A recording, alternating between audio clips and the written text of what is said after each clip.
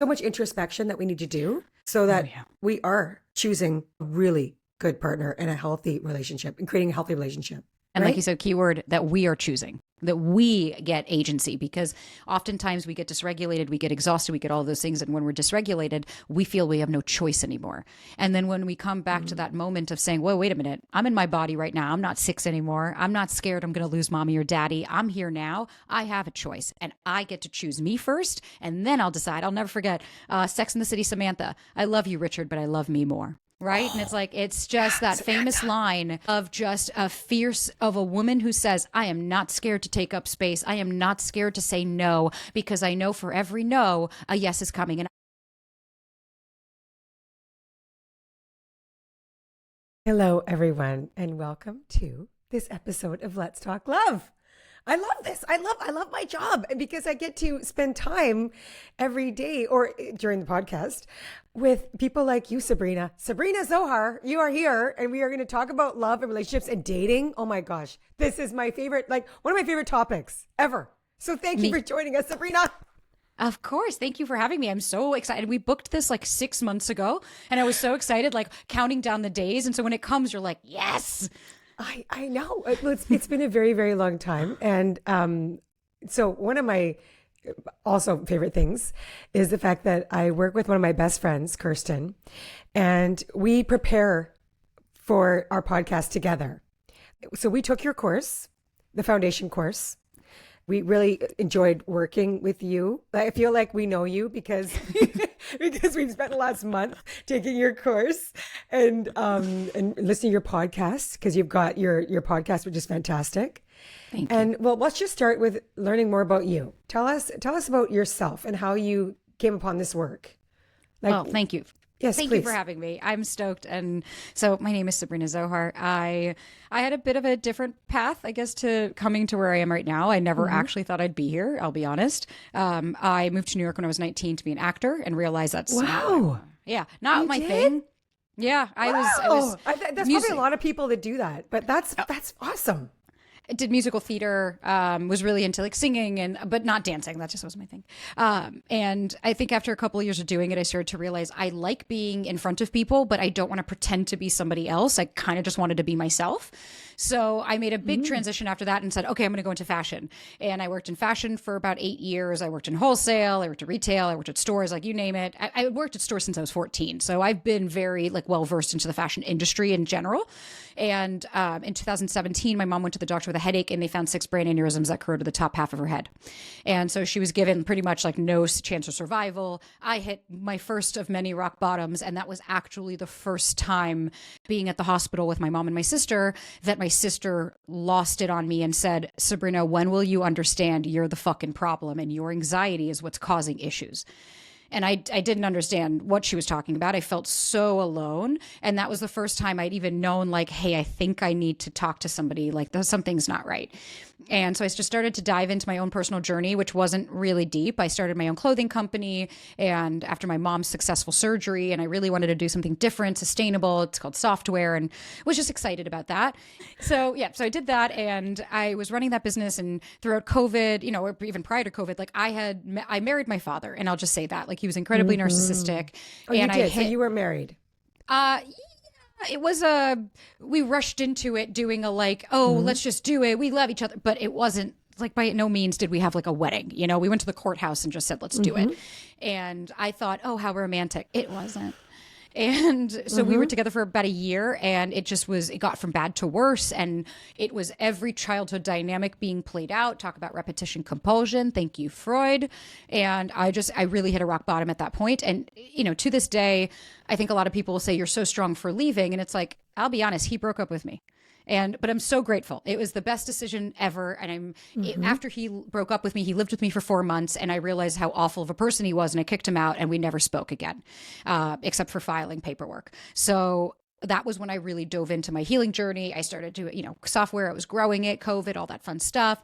Take us to 2022. I'm still struggling with dating because I had the self-awareness and I had all of these different things I was hearing on the internet, but none of them were panning out. Like, don't sleep with a guy on the first date. Oh, but wait for 3 days to text him, but don't show too much interest. But then, and so I didn't really know which way to go, and it felt really inauthentic. Yeah. And 2022, I was supposed to do Shark Tank, and I had 6 months of prep, and it was, are you ready? Sabrina was on set for 10 hours. I was next. It was, you're up next, Sabrina. You see the sharks, prep yourself, hair and makeup, outfit ready, give us 10 minutes. And then 30 minutes goes by and I'm like, what's going on? And they come in and say, I'm so sorry. We're not going to be able to fit you in today. And this is like, I thought this was going to make my career. So I'm literally gutted. Wow. And talk about like just hitting rock bottom again. I get home. I'm like, talk about dark. It was a very dark time. No doubt. Yeah, and like they did the same thing 2 weeks later, and I pretty much told him to get bent, and I was done. Then 2 weeks after that, my dog gets sick, goes to I take him to the hospital. He dies 10 days later. I ended it with this guy I was dating. Like everything crashed and burned for me at the same time in 2022, September. This was like your October. rock bottom. Yet again, like I another. mean, really though, because that is like a lot. It was a lot, and losing Clem was the hardest thing I've gone through in my adult life because he was my object permanence. He was my everything. And he was my best friend of 10 years. I got him when I was 22. Mm-hmm. So I was a kid when I got him, or 21 even. 22. And so at that time I started my TikTok and I said, I have nothing left to lose. Who gives a shit? Let me put myself out there. And I started just talking about dating and my frustrations with dating, and people were resonating with it. And then I started to really look and say, wait a minute, something doesn't add up here because we're getting all this polarizing information, but it's not actually adding up. And then I met my partner. This all happened within like 2 months, and my now partner. And when I met him, he challenged every norm of don't text and don't do this and don't do that. We slept together on the first date. He wasn't a big texter, but he was super intentional, very communicative when need be. And we worked through it. And so that really ultimately brought me to where I was struggling and feeling like nobody was understanding it. And I'm in therapy, and things the therapists are saying are very contradictory to these dating coaches. And I just finally said, it's time for someone to speak up for the people like me that feel lost and confused and just don't know where to start to come home to themselves. Oh my gosh. I really love that, Sabrina. So there's so many things I want to ask, but I'm just so curious around, okay, like you met your partner, you're thinking, okay, I just want to have a fun night. Okay. Yeah. You were not looking for a relationship on that night, but you were in yourself ready for, like you had done a lot of work, so, we just did the IG live and you were talking about non-negotiables that you had in your life, right? I think a lot of people are going to learn, because you talk about yourself in your course. Yeah. A lot about your story, and like how were you in your life before? What had you done to get ready for this? You've already done a lot of like introspection and looking at your patterns, right? Because you talk a lot about this in your course around like, okay, we have to look at our patterns and how our childhood and all this stuff that's obviously very important. But I'm like, what I'm asking is, where were you at that point around, like, for instance, okay, this is what I need in a partner. Even though your partner, that night you met him, it was just for a fun night. And it turns out to be your boyfriend, okay? Your partner. But you were already there. You were already like, this is what I need in a partner.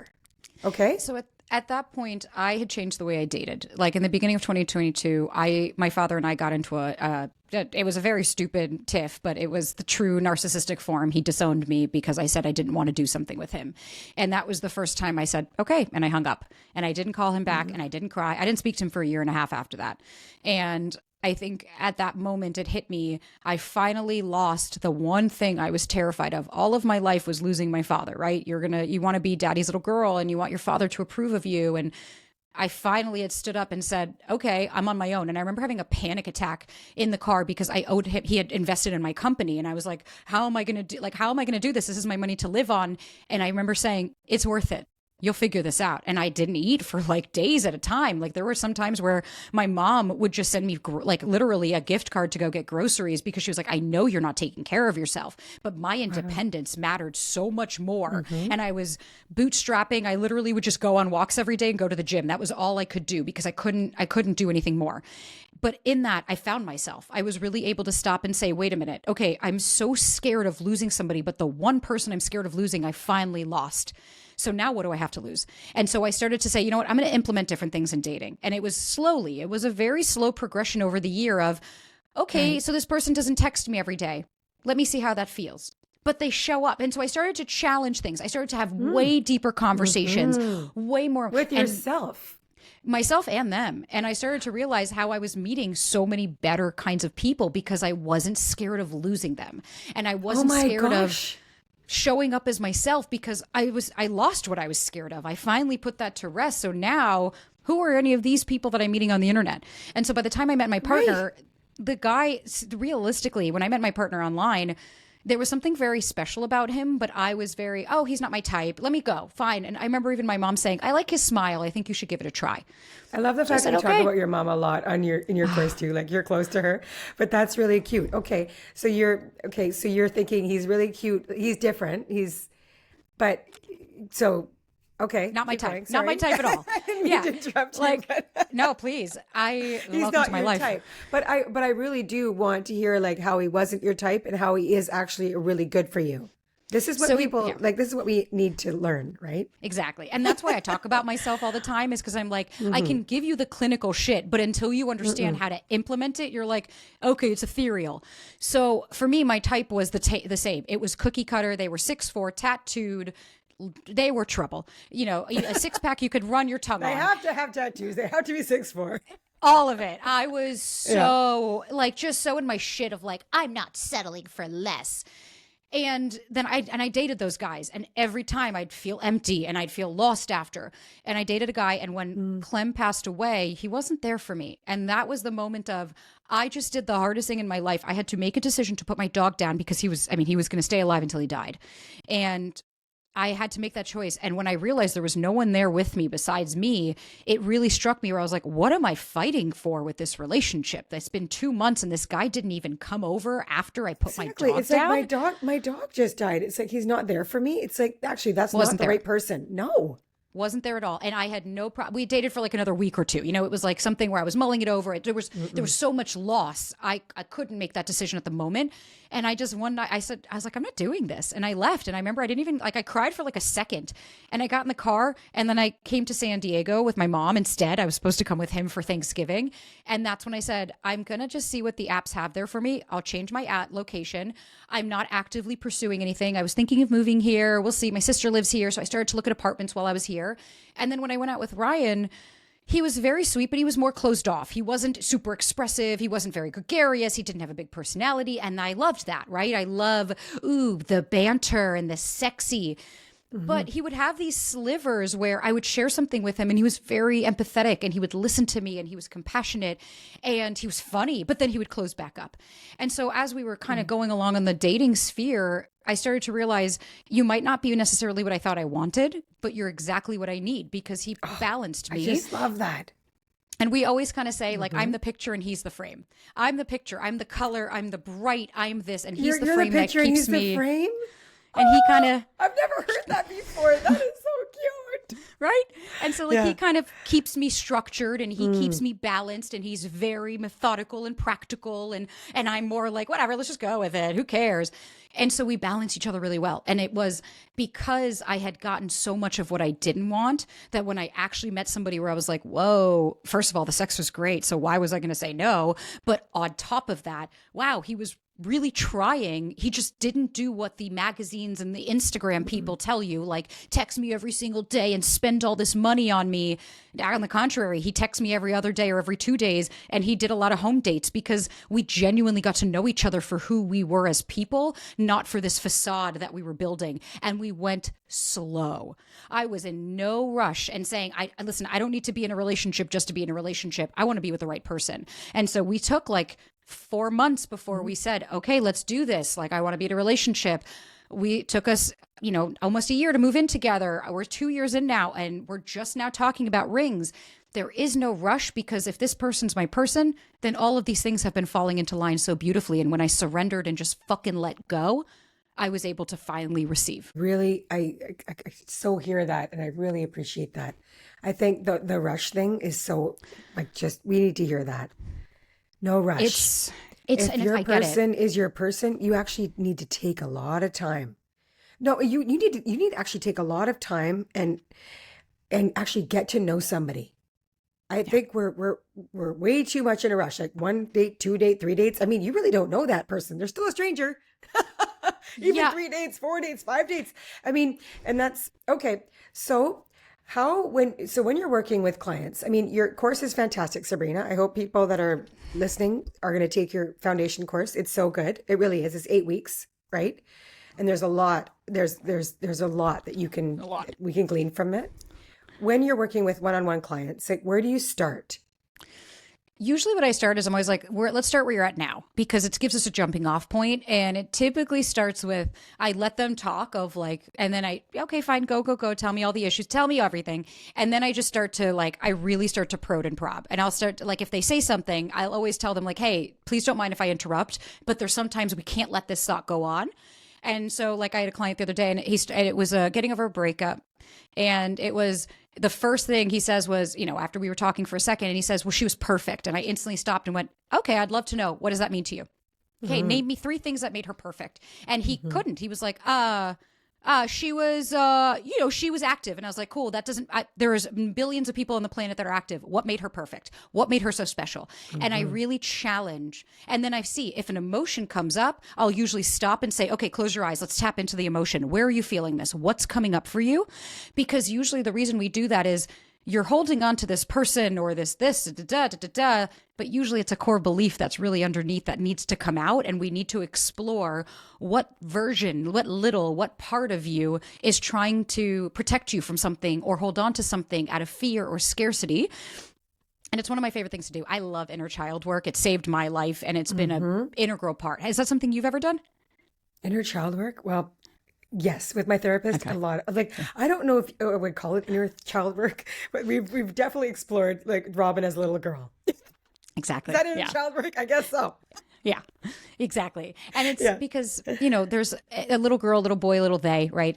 However you identify, there's a little version of you in there that is just trying to protect you based on the information they learned at that time. Definitely. So okay, let's just go back to what this client of yours said. What was that he thought was perfect about that woman that he's looking for in the next person? That He didn't you're have like anything. challenging, because I think that's it. That's what we all have this. A lot of people have this list, right, of things that they're like, okay, this is my ideal person.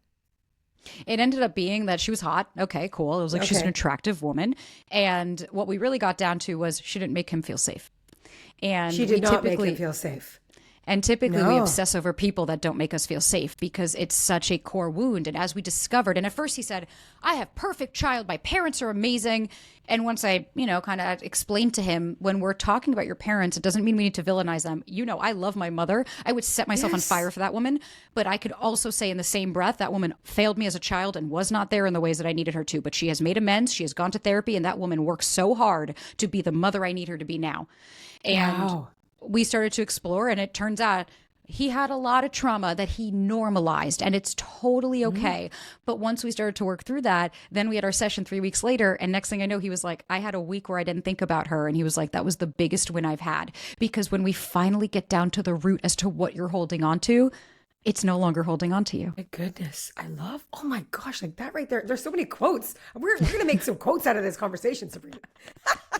I'm serious. I'm so down.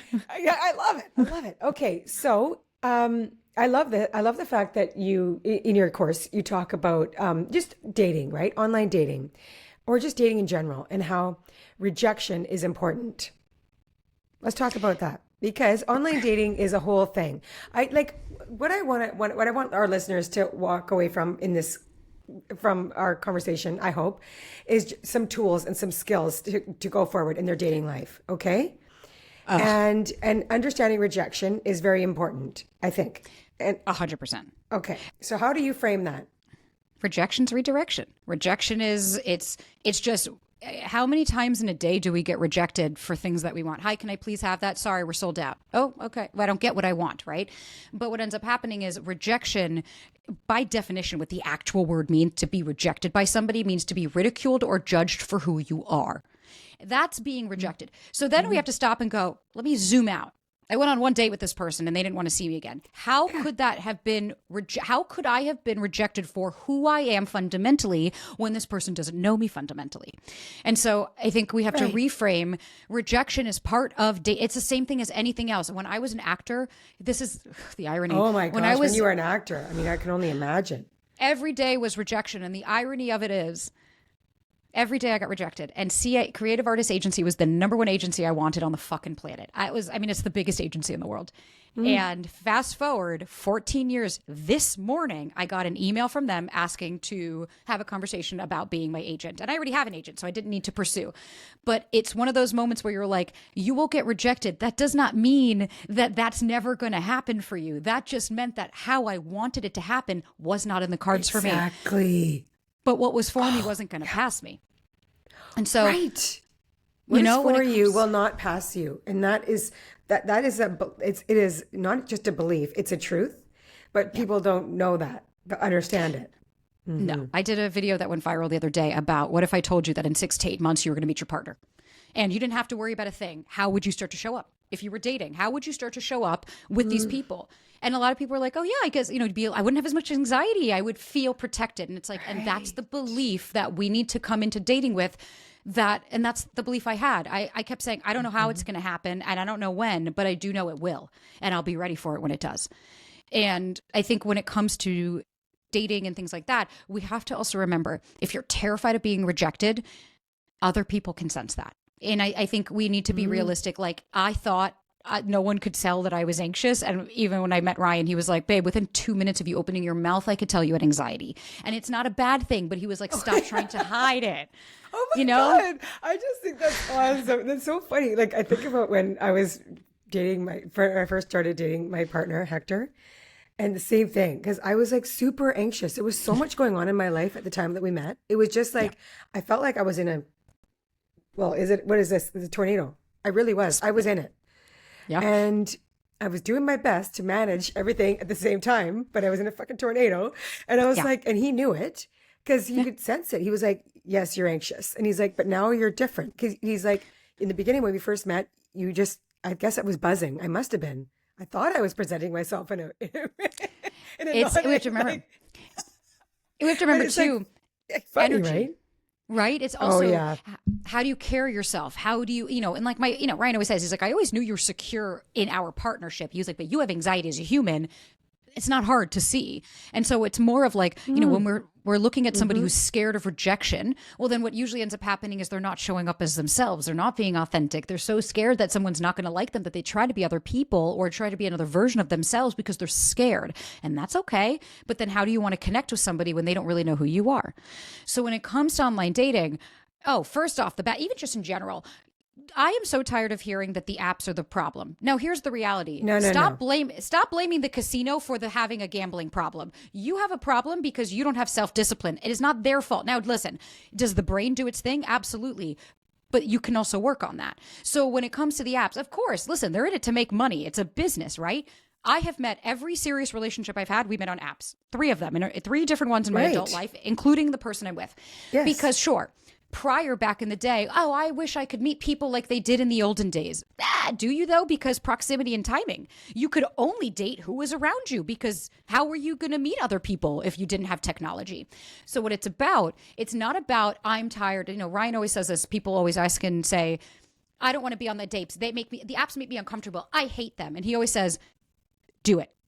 And why? And he says, because do things that make you uncomfortable. Stop trying to make everything so comfortable. Obviously, if you don't feel safe, that's a different story. But if you're just, I just get too anxious and like, okay, well, meeting somebody out in person isn't going to change how you feel about the courtship. So when it comes to online dating, become a better buyer. Be intentional. First of all, me and Ryan do dating. We do dating app audits. That's like part of the thing that we do. Dating app audits. That's awesome. I cannot tell you how many come in and we're like, like I have one of my clients, I love her. And she's so intentional. She's done so much work. This woman is amazing. But yet she kept dating these guys where I was like, she would send me the screenshots and I was like, oh, who is it? Where are you finding these people? She sent me her dating profile and I was like, thank you. Completely sexualized. No information about her. Nothing of depth. Nothing to even tell me who she is. Photos of boobs out and her, and everything was a bikini or a swimsuit or a this fitness. is who you're attracting. You're putting it out there. And we wonder why you're not getting the right match, because you're not giving anything for people to actually connect with you on. Okay, well, let's go there. I really want to hear how you are when you're doing these audits, you and Ryan. What is the guidance on how to actually present yourself, like in words and in pictures? Like, what are you doing? We go and we break down every single part. So every prompt, every photo. First things first, 60% of people make a decision within 2 seconds on a dating app. Okay, let that one sink in. You have seconds to get someone's attention. This is your resume, baby. This is your calling card. It's the same as when you walk down a street and someone looks at you. You've got a mere second to get their attention. So what we have to do is be strategic. Is your first photo, there is a study done recently that showed when you take a photo from an angle above 10% above your crown, that shows insecurity. And so when you have tons of selfies where it's really, think about the side angle. What's 10%? I'm like, Exactly. Just above. So like it could be here, but like you want it to be right in front of your face, right? Yeah. You want the crown and your chin to be in line. So, and that's okay if you're saying, oh, I think I have a lot of selfies. Like, do not have a selfie as your first photo. Do not have your group photo as your first photo. I don't want to have to figure out which one you are. No. Make sure that you are not using tons of filters. Make sure that your photos are updated. Please stop using photos from 15 years ago. Make sure that you are the weight and the height and who are you actually? Yes. It's not fair to say, well, okay, so what? I gained 30 pounds from my photos, but they didn't accept me. It's like, they don't have to. Okay? I'm sorry. It's like, you have mere seconds, and this is a reality, and it's not me being an asshole. This is me understanding how human psychology works. Yeah. You have seconds, and whoever says looks don't matter, maybe not to you, but to other people they do. So we see that, and then what we'll see all the time is people love to put on prompts, like the prompts, either bullshit of like, the way to my heart is, or like the fastest way to take me out is to ask. And it's like, would you stop with this nonsense of just like, did you Google it and just find what other people put? Or it's everything of like, I want someone that's self-aware and thoughtful and this, and it's just everything about, I want someone that does all these things. And it's like, do you really think someone's sitting there going, oh my God, I'm all these things. Let me message them. But you didn't tell me anything about you. Who are you? Right. How are you growth-minded? So how are you helping people create like a really good profile? Because really, this is important, right? It's very important. It's your resume. First thing we have to talk about is like the photos, obviously, is making sure a suggestion I always have is go out to lunch with a friend and ask them to snap a few shots of you with you're not even paying attention. Those are usually the best ones. If you're smiling, looking like I like that. Yeah. That or that's a whatever, good idea. Right? Tell your friends, tell people in your life that you need photos for a dating app.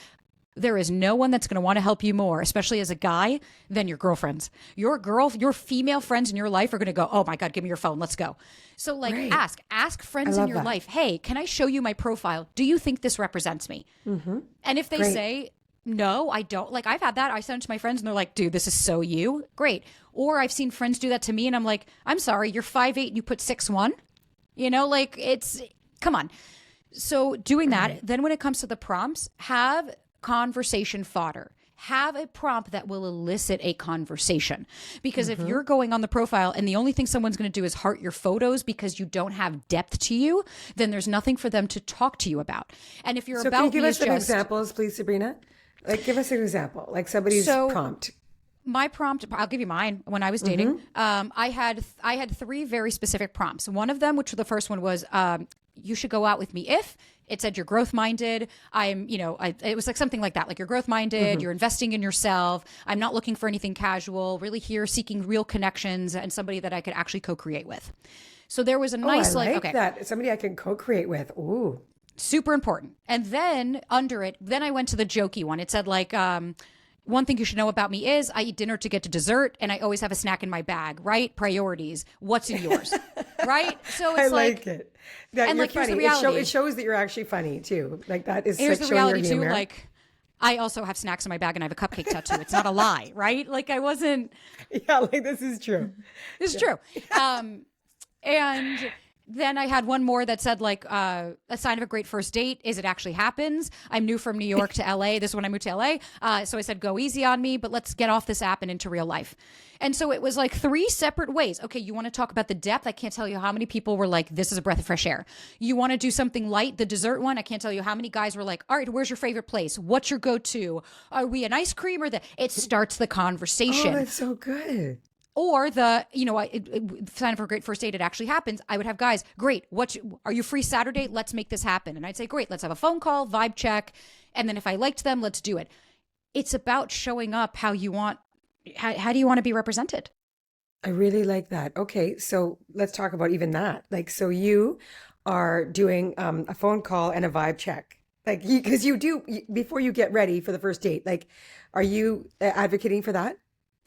I'm a fan. Okay, so I'm a fan of that if you haven't had a lot of correspondence. Like if somebody, I'm obviously a heterosexual woman, so I'm going to speak in those norms.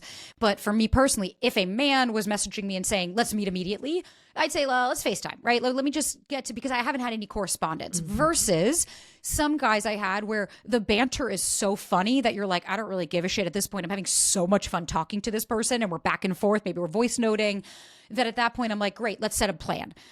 For me, if within 3 days of talking to somebody in an app, if 3 days was a lot, and I'm talking 3 days of not all day, every day, back and forth, within 3 days of matching, if we're not going out on that date or at least planning to go out on the date, I'm not wasting any more of my time. I don't need a pen pal. I don't need a hookup. I don't need something casual.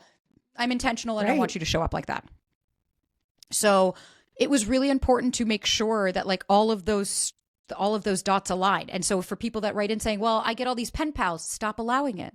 Stop engaging with them. There's boundaries. You do a great job in your course talking about this, Sabrina, around like you have to have boundaries. You have to create like how is it you want? Okay, so you're coaching people to do is like, we've got rules, but is it a rule? Is it like, okay, 3 days texting, 4 days, maybe 5, maybe a week? Like, what if you live quite far away? Like, what is your guidelines around that? I think it really depends on, it's very nuanced because it also depends on the circumstances. Do you have kids? Mm-hmm. Are you I've had clients that are taking care of elderly parents. Okay, that's a different dynamic. Or I'm partial custody, I'm full custody, I've got 50%, I've got 20%, I've got 100%. I work 2 jobs. When it comes to, for me, it's more of like, does it make sense proximity and timing? Is this person traveling? Obviously, if they travel, you're not going to be able to meet in 3 days.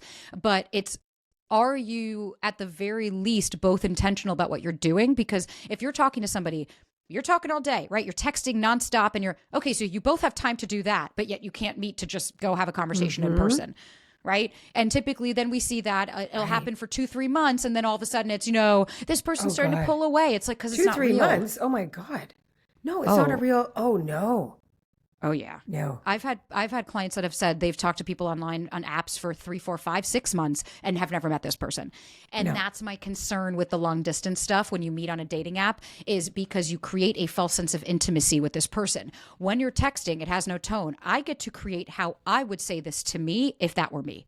I get to create it's like reading, right? You read a book and you create the character, and then they make the movie of it and you're like, that's not what I imagined. I didn't think that she was blonde. I thought she was a brunette, because there's no tone, right? I get to create that. And so, yeah, there are some folks that will do that. And long distance for me, I've seen it fail more than I've seen it successful. I do believe in it. Don't get me wrong. I think there are circumstances. It takes 2 incredibly willing participants who have the means, the opportunity, the finances, and the time to go back and forth. Because at the end of the day, what is your end game? I hear this all the time of like, I live in Chicago and this person I like lives in California. Okay, well, we both work 3 jobs. We have 2 kids.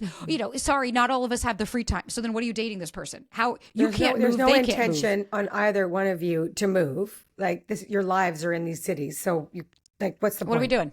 What are we doing? You don't have money. You're working 3 jobs. Okay, so then what? You can't go back and forth and see each other. So then what relationship are you building? And I get it. It can get lonely. But that doesn't mean that we need to replace loneliness with some person on the phone that we don't even know half these people if they're real. Absolutely. Absolutely not. Okay, so one of my favorite parts of your course was around trusting your intuition. I think this is really key, because it's like, you meet people and you're like, I also like what you just said, Sabrina, around like the vibe. Okay. I think it's very important that before you get ready for your first date, you do have a phone call, or you do have some sort of, I don't know. Okay. Yeah. Okay. I didn't do that before I met my partner. But it's like, you want to feel good, right? Before you feel good about this person, before you're going to meet them for the first time. Right. And a lot of that has to do with our intuition. Yes. I think also what becomes interesting here is it also depends on how you're dating. Like for me, I didn't have to vibe check every guy because I did very practical dates. I'm not going to excuse me, I met you on the internet. I live in LA. You think I'm going to get dressed up, put my hair and makeup, do the whole kit and caboodle to go out with you and find out you're a total dud? No. What I did was, hey, I'm going to go walk my dog. You want to meet me by the beach and we'll go for a stroll? If this is good, we can meet for a dinner. Or, hey, do you want to meet me? I'm going to go get a coffee. I had to go to Erewhon. I wanted to go to Erewhon. And I'm going to be on Abercrombie. Do you want to meet me? We can go grab a matcha, take a stroll. Guys loved it because they're like, perfect, great. Let's just see if we like each other. Do we have a conversation? Am I attracted to you at all physically and emotionally and mentally? Right. Okay. That way, then, now listen, there were guys that I definitely like, especially when we'd send each other photos, you see the Insta, you're like, okay, we know they're real. Of course, when they're really attractive, and I'd be like, fuck it, I'll go to dinner with this person. But that was a decision I made because I was able to balance and pendulum between, let me see if I want to get ready. And especially when you're like, listen, I haven't gone on a date in like 3 months. Oh, I want to experience it. But sometimes when we get all ready and we do all this, it can be even more disappointing because you feel like you're putting so many eggs in this basket versus make it a practical date. Hey, I have to go grab groceries. You want to meet for 45 minutes? There's a Starbucks, there's a coffee shop, whatever. Let's chat, let's hang. Most people are going to be cool with that when they're trying to not waste their time. I like that. Like I like the first date being just like, let's just being actually really light. Okay, let's go for the walk. Let's do right? That's good. Think about meeting someone in person. If you met that in person, you don't just you're not at dinner for the first time you meet this person. You meet them out, you talk, you have a vibe check, you give your number, they ask you to dinner because you met them. So we have to look at it in the same way of like, hey, for me, when I lived in New York and LA, I was going on some weeks, 10 dates, some weeks, none. But when you're an active dater, it gets exhausting to get all dolled up to come home. Right. Okay, well, let's talk about the intuition piece, though, and how important that is, and how people, and how I've been guilty of it a little. No, I was talking to Kirsten about this. So my best friend that I said that I work with, and we were taking your course, and we're like, let's talk about the intuition stuff, and how, like, when I was dating before I met my partner, I was dating this one guy, and there were like little things that were coming up that I was like, watch for that. Like, you get kind of like, it's not a red flag. Like sometimes it's a red flag. You're like, no, okay. Like we all know what red flags are, but there's like maybe like little yellow, like warning. Maybe it doesn't feel good. That doesn't sit right with me, or that's not aligned with me. And it's like kind of collecting those. How are you guiding your clients around that? Just right. Body sensations are really important because notice how what you said was when your intuition happened, it's very calming. That doesn't feel right. Right. It's just like it's a blush pink little flag, right? It's not a full red, but there's something in you going, I don't like that. Right. I'm a woman. When I lived in New York and I would walk by a dark alley, I didn't think twice before going, that doesn't feel safe. I need to walk across the street. Right. Like, that's your intuition. Like, exactly. Versus your anxiety or the insecurities or whatever, they come with body sensations. Typically, we feel it, my chest, I can't breathe. I feel like I'm going to die because you're dysregulated. And when you're dysregulated, your nervous system actually feels like you're going to die. So it's trying to keep you safe. Then it also comes with a narrative. It usually revolves around, why wasn't I good enough? What's wrong with me? Why can't I get them? But do they not like me? It's about typically your shortcomings, if you will, if you even want to use that word, but it's typically revolves around a narrative and a core belief more than if somebody was, let's say we're on a date and I see one of those pink flags and I'm going, they say something and I go, ooh, I don't like that. Didn't love that. Right. That's very different than I might totally overlook that. And at the end of the date, just be wondering, but I understand, but why, but do they not like me? Did they not think I was pretty? I don't understand, but why haven't they called me? They haven't even texted me. I thought we had a great date. But you never actually stopped on the date to ask yourself, did I choose this person too? And so typically when we see intuition is a very calm, little, but oftentimes if we don't hone that voice, then we just go, oh, whatever. I don't trust myself. I don't know any better than that. No, they're amazing and they're so good looking and I just really want them to choose me. That's usually anxiety. And that's when that anxious narrative starts to play and then the body sensations play in versus your intuition is typically a very calming, grounding, this just doesn't feel right reaction. Right. So understanding the difference in dating is really important. Yes, it is. It's very important. It's very important to it's funny because I only had 3 dates with this man that I'm talking about. And he was the one, we had our 3rd date, we had at a restaurant. And he said to me at the end of the night, you know what, Robin, I've just been, thinking about this and over time. And he's like, I'm just not attracted to you. I've been trying to get there, but I'm just not attracted to you. And I'm like, I just looked at him. I said, alrighty then. Like, what can there's nothing I can do about that. And I got up and left the restaurant. I grabbed my coat and I walked out the door. I mean, there's nothing to say. I mean, we're done here. And thank you for telling me.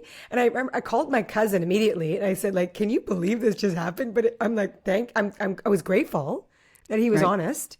And it was like, it was definitely a rejection, but in a redirection, right? Like you talk about. Because him doing that would not have led you to Hector, right? Like then you wouldn't have. No, it was perfect. It was.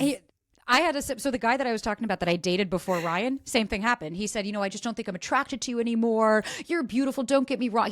And I looked at him, I go, then we're done here. And that's why I walked out. I was like, that's why I didn't cry. I said, we're good. I did not cry. I did not. No, of course not. It was like, well, I don't even know this guy. Exactly. I was like, more of just a frustration where you're like, God damn it. Oh, yeah. But same Jesus. thing. Right? Just, you know what? I don't need to convince you. I don't need to. That's that intuition where you're just like, fuck this, I'm done. Versus the anxiety would have been like, oh, what's wrong with me? Why don't you like me? What can I do to get them? And you start to you feel it in your body. Your intuition is get out of here, girl. Let's go. You deserve better. Oh, that's exactly how I felt. I felt like really powerful at that moment when I walked out the door with my coat and said, pay the bill. Like I didn't offer money. I mean, I paid the bill the other date before that. So I didn't feel bad about that. But I'm like, that's it, man. Like it was good. Actually, it was really good. And can we normalize as well while we're here? Can we normalize as well having grace receiving those messages? Because it takes a lot of courage for someone to end it and not ghost and say to your face, hey, I'm sorry, I'm not feeling it. I actually appreciated the fact that he was very honest with me. I wasn't mad at him and I wasn't unkind. And I was just like, okay. Like I was just, I said, thank you for telling me. And I walked out the door. Yeah. But there you go. Actually, that took courage of him to say too. Exactly. That's what I mean. Both of you guys, it took a lot of courage because I did that video on ghosting recently and people just lost their shit on it. And it's like, here's the reality. We need to have grace that if someone's going to, people are like, that sounds like HR. I'd rather someone ghost me than tell me that they don't want to pursue a connection. It's like, you're upset that someone's direct and honest with you. And that makes you, because you feel so low about yourself, you'd rather make this about you than have someone just honestly tell you about it. And can we normalize not freaking out? Like Ryan tells me all the time, but he dated a lot, active dater in San Francisco for 10 years. And he was like, I can't tell you how many girls I would text them and say like after 1 or 2 dates, like, hey, I'm not interested in pursuing this. And I would get berated by texts, yelled at, screamed at, harassed, women saying, you wasted my time. He's like, we had 1 date. What are you talking about? Like, what do you mean waste? You lied to me. You said you wanted a relationship. He's like, I didn't say I wanted one with you. And so we need to have grace that it might hurt and you're more than okay and allowed to say, hey, that sucks. But if you're not in a relationship with somebody and you're not exclusive, you're just first 5 dates and someone says, hey, I'm not feeling it, just let them go. Stop trying to convince them. Stop trying to change their mind. Accept it and say, thank you so much. I'd rather know now than find this out in 6 more months. Absolutely. I really like that. So Sabrina, what do you do? How are you coaching people around? You talk about this in your course, but like, how do you coach people around dating fatigue? Like I've got a best friend who, I mean, she's working it. I mean, really though, she's putting so much time and effort and she's dating consistently. You just said that about Ryan, right? 10 years. Yeah. I mean, that's a long time, right? Yeah. I'm going to say like, maybe it's been 6 years since 6 or 7 years that she's actually been looking for her next partner. Like she really wants to be in a relationship. And I'm sure you've got a lot of clients like this. All the time. How are you helping people with that? Like it's a new approach or is it's an attitude? Like, yeah. I think so. Ryan, it was both of us. I was 15 years of dating on and off. I mean, we both had like, you have the like 9-monthers, You have the relationships. 5-monthers. Okay. Yeah. You throw the little randoms in. But for me, it was 5 years. I did not have like an actual relationship beyond a 2 or 3 monther, when they fizzle out quickly. So I was there. I totally understand the fatigue. I had many a crying nights. I had many nights where I was just like, I'm fucking done. One more person, one more text, right? And that's where, so for me, I will start to say, okay, then we need to have some boundaries here because we have to start to look at one, what's the mindset? How much importance are we putting on this? Because mama always says they're an addition to your life, not instead of. You need to have good with, good without. You need to be good with yourself and be good without other people as well, because you're not going to be okay. I hear this all the time, well, I'm not good without them. It's like, well, then you're not going to be good with them because it's not, your life isn't contingent on if they're in it, because it's a very dangerous place to be because you're living for someone else. So off the bat, I kind of want to understand a little bit more there. Then if we go, it's like, great, let's set some parameters here. Maybe that means that you don't go on dates every single night. And maybe that means that we say, hey, let's make it a coffee. So it's not as intensive. It's not as much. You're not putting in as much energy. You're not investing. Stop with the digital so much before. We don't need to text. You don't need to have 12 FaceTimes with someone before meeting. You don't need to talk to them for 3 weeks before meet. Just go. If you're going to be on a dating app, talk for a little, make sure you have something in common. If you want to FaceTime, make sure this person's real. Go tell your friends where you're going to be. Do not go walking to, right? You have to have safety, right? You can give a Google phone number. You do not have to give your private information. Do not use photos on a dating app that can be Googled and searched back to who you are, right? You don't want to use a professional photo that you use on LinkedIn. I've never heard that before, but that's actually smart. I've never heard that before. If you're using your LinkedIn photo, and then they reverse Google image search, they just found out all your information. They know where you work. They know your company. They know who you are. Oh, geez. So parameters, right? This is the internet. The internet has a very dark side to it. And so there's that. So when we're talking about fatigue, it's also about taking the breaks where they're necessary, right? Doing things that fill your own cup, making sure that you support yourself and making sure that you're journaling, making sure that you are seeking help, mental help with the right facilities and places that you can actually feel safe. And then there's also the end of reality. Like I have one of my clients and she's in her 50s and she's never been married. And she was getting that dating app fatigue or just dating fatigue in general. And we really worked on her being okay alone.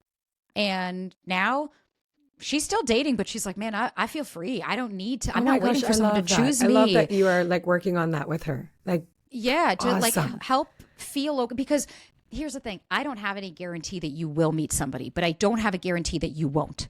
So what we can do is say, live your life the best you can without this person so that when you're ready to receive them and you meet this person, you already have a beautiful life to include them into. Yes. Goodness. I love that. I really, really do. I think I was talking, this was just last week. I was talking to a dating coach named Kat Cantrell that I met last year. And she's fantastic. She said, when you're on your online profile, make it so that you can, somebody that's looking at your profile can see what it would be like to be included in your life. This is what it would be like, right? And I thought, actually, that is, what do you think about that? 100%. That's why it's your resume, right? This is what you're showing when you go to a job interview. You're like, this is what it would be like to have me as an employee, right? You're coming in and well, you're right. Yes. Right. So it's like 100%. I look at it as you want to be the CEO of your life, right? Or sorry, you're the founder of your life. You're the founder of your company and you're hiring for the CEO, the most important position. Are you going to give that to somebody because they walked by your house and said they thought it was pretty, so you just throw them the keys? No, you're going to vet this person. I want to see you in different environments. How are we when we fight? How are we when we have repair, conflict, things like that? Because absolutely, you want someone to say, hey, you've got a really beautiful life that's really full. I want to be in addition to it, but it's very overwhelming. I have dated people like that where you're like, you're only okay if I'm in your life, and that's really scary. Ooh. So what can you just, before we, like, what does that mean? I don't understand what you just said. Meaning like they're so anxious and they're so, why haven't you called me? But you haven't texted me. But when am I going to see you again? They're so involved with, are you going to choose them? They have not stopped to live their own life. Because for a lot of people, when it's like, well, I don't like my job and I don't like this is all I have. Well, it's a very, very tough spot to be in because it's putting a lot of pressure on someone else to satisfy all of those needs that one person never can. And so you want to build that beautiful life. And it's like, yeah, you want to showcase it. I wouldn't say that my dating profile necessarily showcased the life that you were going to have with me. But what it did show was it showed my interests. It showed that I work out all the time. It showed that I eat dessert. It showed that I'm really into fashion. It showed that I'm super quirky and like kind of a little weird. It showed those aspects. Same with Ryan. He had photos of him dancing. We don't go dancing, right? Like that's not part of his life, but it showed his personality, that he's fun and he's goofy, and he went parachuting with his friend and they had them in their funny little outfits. What I got from that was you're quirky, you're fun, you're cute. You have a side to you that I think I can resonate with. You're not stoic. It's not a bunch of football photos or you and your boys playing golf. I wouldn't be interested in that. Yeah. Well, I'm going to tell you. I'm going to tell you a little bit about how I met Hector, because I think that this really showed how it all it's like played out, and how I really like fell in love with this guy from the beginning. Because what he asked me is in my profile. I can't even remember how I did say in my profile that the way I look at life is the glass is overflowing. Like, and that's actually how I look at life. I'm always looking at the positives, right? And I need somebody that looks at life that way, as in look at the positives, because if you're a downer, it's not going to work, right? Yeah. So his prompt was around, he wakes up in the morning and he goes to the pool and he does the sauna and the pool. And I was like, that's very unique. Like, yeah, because one of the prompts was, how do you wake up in the morning? Like how do you start your day? And he answered that. And I thought that was like quite different, right? So I said like, wow, like that's awesome. Like, where do you go? Where do you swim? It was a question, which I think is good too. Ask a question to the prompt. Yep. Mm-hmm. And he told me the pool that he swims at. And then he engaged in the conversation back to me and he said, what are you grateful for today? Sabrina, who asked that question? Who? Like, and I just thought it was so beautiful. Like, you're speaking my language. You are speaking my language. Like, honestly, grateful. Like, I pray all the time and I'm always thankful. Like, as I'm walking through my life, I'm always thanking, like, life for life, you know? Yeah, so, 100%. Like, you had me at grateful. Like, what? And see, now here's the funny thing.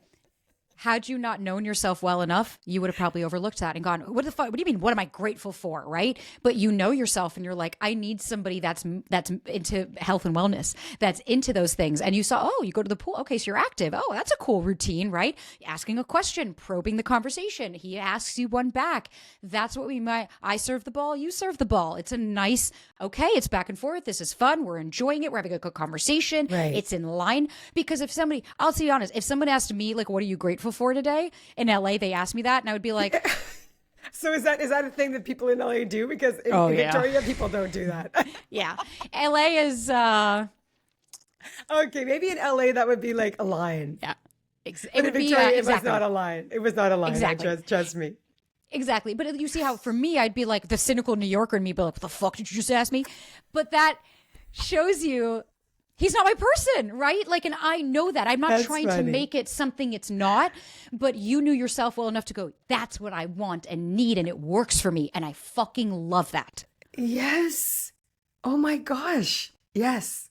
Yeah, that's good. That's good. Yeah. Oh my gosh. I love it. I really, I love talking to you. You're the best, Sabrina. Thank you so much for everything today, like for your time and like, no, really. And the work you're doing, like I know you're helping so many people with, I think is one of the best things. This is what we do, right?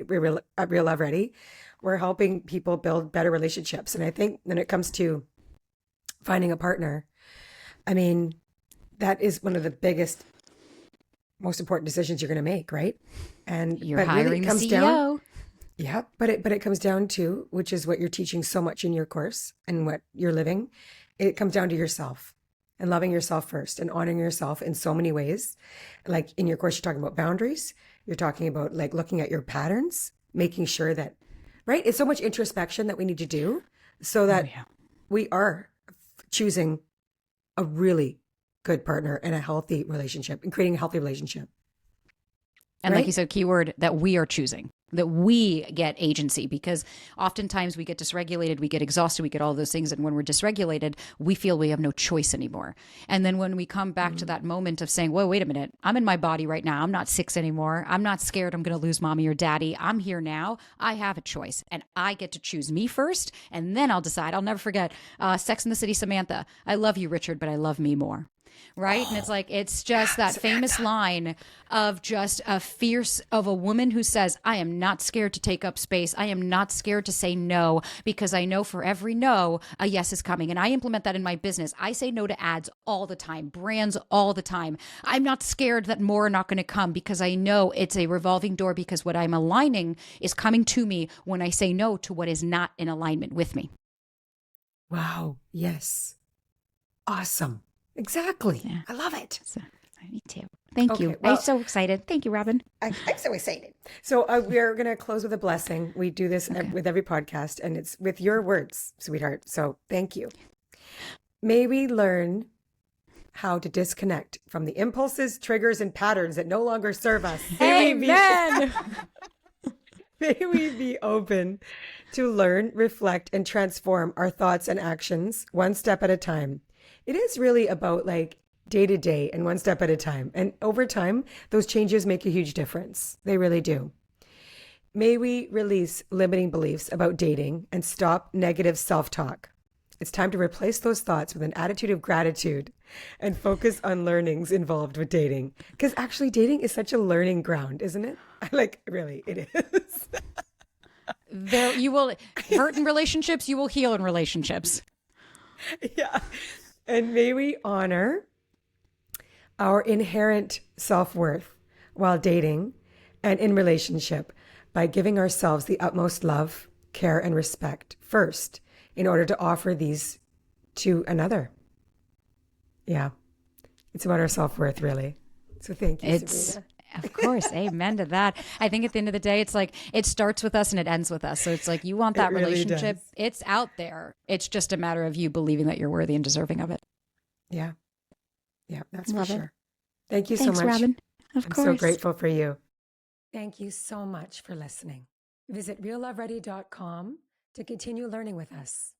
Please rate and review this podcast. Your feedback helps us get you the tools and guidance you need to form more loving relationships and create positive change in your life. We at Real Love Ready acknowledge and express gratitude for the Coast Salish people, the stewards of the land on which we work and play, and encourage you to take a moment to acknowledge and express gratitude for those that have stewarded and continue to steward the land that you live on as well. Many blessings and much love.